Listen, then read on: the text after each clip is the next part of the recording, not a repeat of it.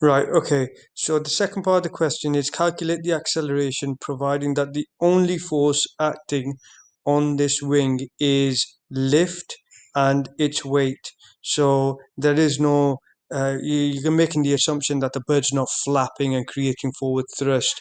It's not diving because it's at constant height. So all we've got is this lift component that is has got a component in the direction of flight.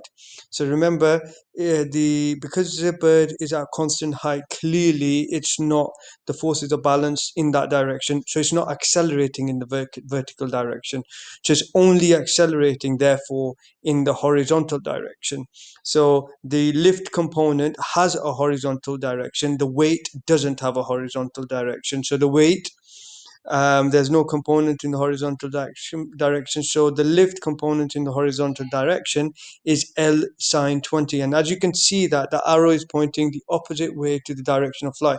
So that means that it's a deceleration. So in the question, they really haven't said that, but we can see that the component of force, that the only component of force in the direction of flight that could cause an acceleration is L sine 20.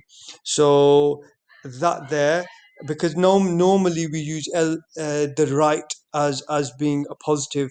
So even though it's a deceleration, we're going to carry on with the convention of right being a positive.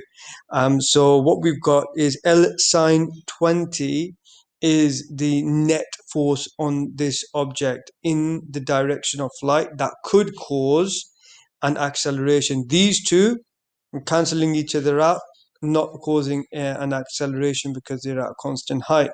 So L sine 20 is the net force.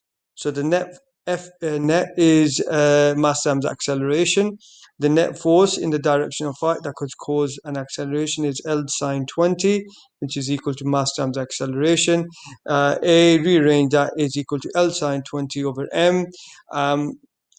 We use the actual value of L, which was 1.5 newtons, times our sine 20 over 0.063 kilograms, and we get an acceleration of 21.7 meters per second squared.